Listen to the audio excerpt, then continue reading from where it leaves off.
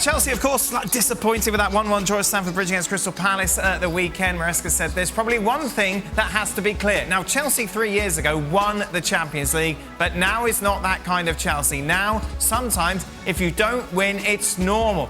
It's normal, Mario. Don't worry. If you can't beat Crystal Palace, no need to panic. No, I don't want to say we have to panic, because I feel that definitely, you know, what he's showing is that there is he's trying to create stability in the team. But a Crystal Palace coming to you, you have to, you know, that the objective we have to win, you know, and not like it's normal. No, the normality, he makes it, maybe he takes the fuse off and makes people understand, like, hey, we need more time to build to where we are. One of the key things that I saw in the game, you know, regardless it was 1-1, he is one of the coaches that I understand for seeing him in a short period now, is that he wants to finish games off. And sometimes when I watch Chelsea, I remember last season we talked about it, I think take away the end, because the end people will go like, yeah, towards the end Chelsea was in a good run. But I'm talking about before that, it was always 1-0 and then we dropped off.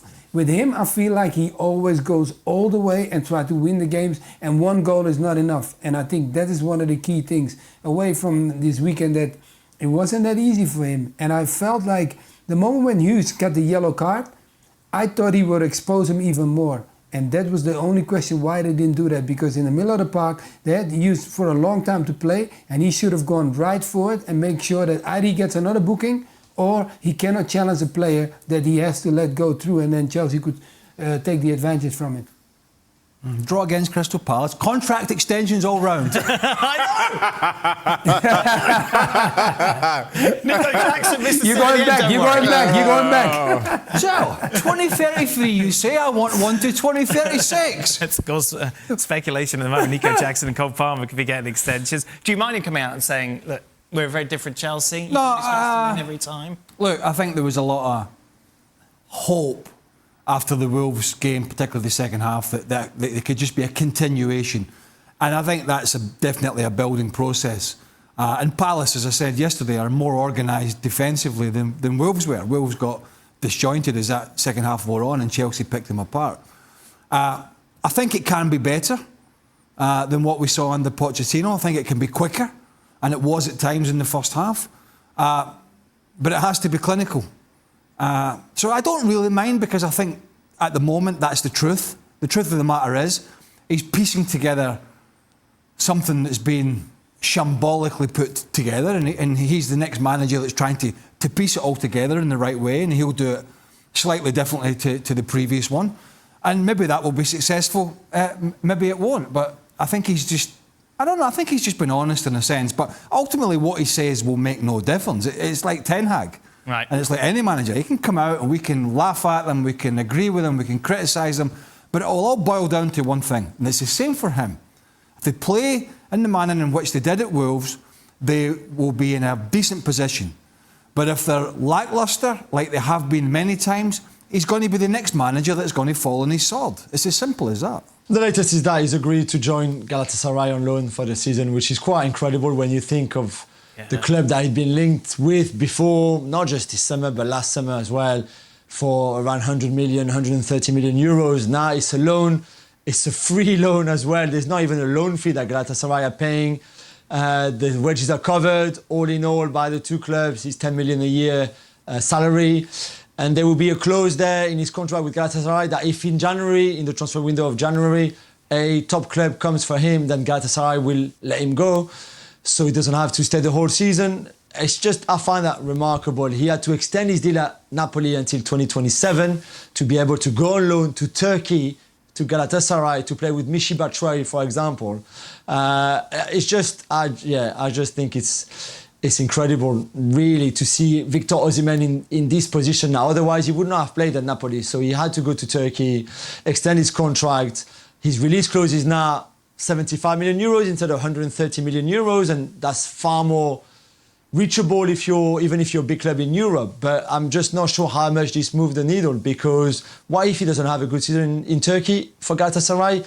Where will he stock be in a year time, in next summer, if things haven't worked out for him and if he hasn't played well, hasn't scored many goals? I'm just not sure where the future lies for him now. Mario, this is quite the outcome.